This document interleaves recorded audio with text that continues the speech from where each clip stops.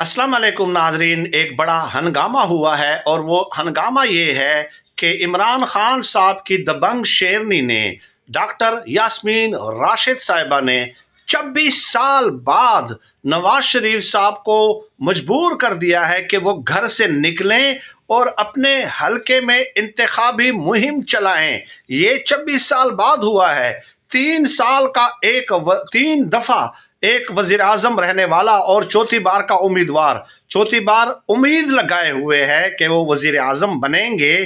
तो एक ऐसा शख्स जिन्होंने 26 साल बाद इंतखाबी मुहिम चलाई है, ये क्या तहरीक इंसाफ की कामयाबी नहीं है?